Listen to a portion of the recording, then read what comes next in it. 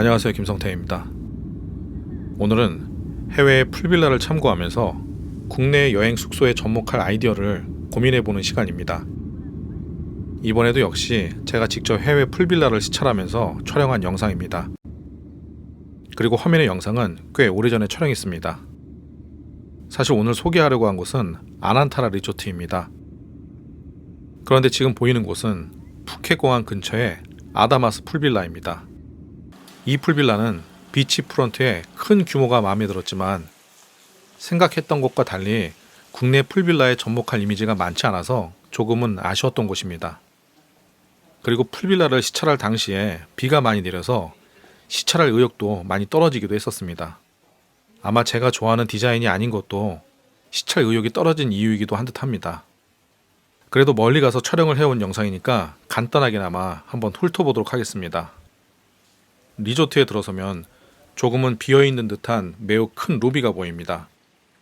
국내의 펜션들은 대부분 민박업으로 시작하는 경우가 많아서 건물 규모를 키우기가 쉽지 않지만 건축 면적에 포함되지 않는 시설이라면 오픈형 리셉션으로 만들어져서 이용하는 것도 좋겠다는 생각을 해보게 됩니다. 풀빌라의 내부도 그렇습니다. 객실 내부는 크지는 않지만 투숙객이 사용할 공간이 매우 넓습니다. 오픈된 공간에 적절히 관엽수 등을 배치해서 트로피칼 이미지가 도드라져 보입니다. 좋은 소재이긴 하지만 사계절이 있는 국내 풀빌라에는 접목하기 힘들어 보입니다. 사실 이 풀빌라는 오래전 영상이기 때문에 디자인 부분에 대한 아이디어를 얻을 건 없을 듯 싶습니다. 다만 침대의 배치에서 아이디어를 얻을 수 있기 때문에 이 부분은 참고할 만하다고 생각합니다.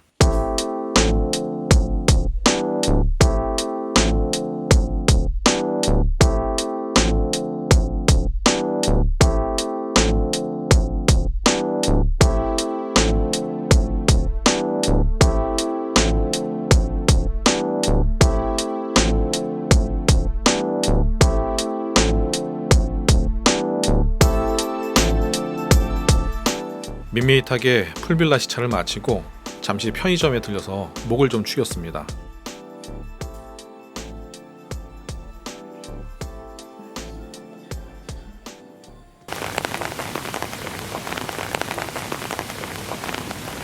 그리고 다음 시찰할 풀빌라로 향했습니다. 다음에 도착한 곳은 아난타라 리조트입니다. 이곳은 개성이 매우 강한 곳입니다. 풀빌라에 자연 소재를 많이 사용해서 휴식과 힐링이라는 컨셉에 매우 잘 어우러지는 듯한 느낌이었습니다. 지금도 이 리조트를 떠올리면 가장 먼저 녹색이 머릿속에 채워지는 기분입니다.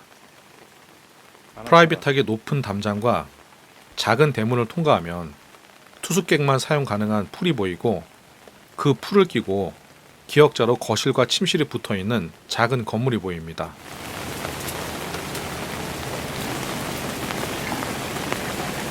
국내 풀빌라를 보면 대부분 객실 또는 거실과 연결돼서 긴 직사각형 형태로 풀을 만들게 됩니다.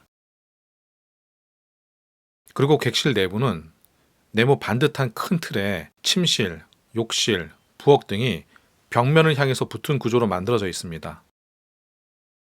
그리고 나뉘어진 공간은 옹벽을 쳐서 분리를 시킵니다.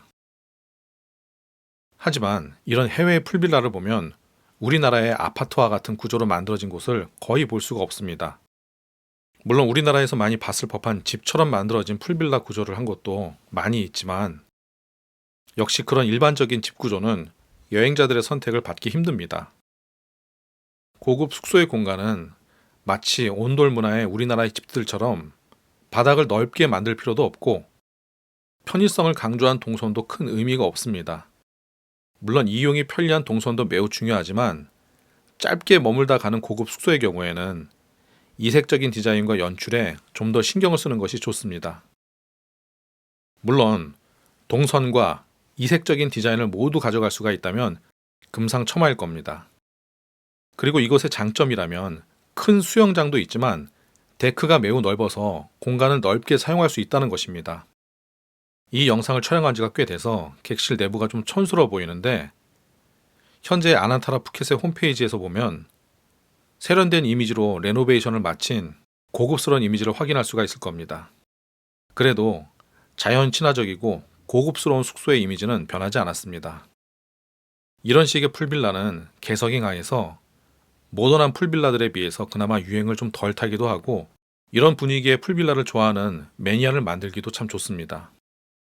오늘은 간단히 푸켓 아난타라 풀빌라를 소개해봤습니다. 구조를 눈여겨서 시청해주시고, 다음에는 좀 더 화려하고 세련된 럭셔리 풀빌라를 소개해보도록 하겠습니다. 오늘 이야기 여기서 마치겠습니다. 감사합니다.